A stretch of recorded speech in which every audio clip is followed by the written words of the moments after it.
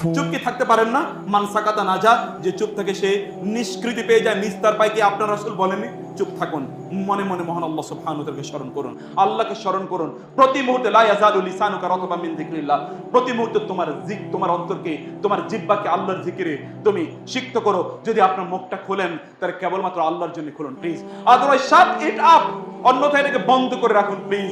আপনার মুক্তি আপনার জাহান্নামে যাওয়ার কারণ হতে পারে। রাসূল সাল্লাল্লাহু আলাইহি ওয়াসাল্লাম কি কথা বলেননি? যে ব্যক্তি মাইয়াদমানু লি মা বাইনা লিহিয়াতাইহি ওয়া মা বাইনা রিজলাইহি আযমানু লাহুল জান্নাহ, যে ব্যক্তি তার দুই চোয়ালের মধ্যবর্তী জায়গাটি অর্থাৎ তার জিহ্বাটিকে এবং তার দুই পায়ের মধ্যবর্তী জায়গা অর্থাৎ তার লজ্জাস্থানকে হেফাজত করতে পারে, আমি তার জান্নাতের গ্যারান্টি দিয়ে দিলাম।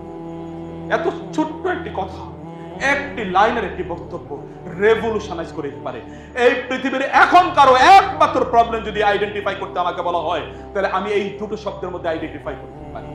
এই দুটো শব্দের মধ্যে আমাদের এই মুখ এবং আমাদের লজ্জাস্থান গোটা পৃথিবীকে তছনছ করে দিচ্ছে।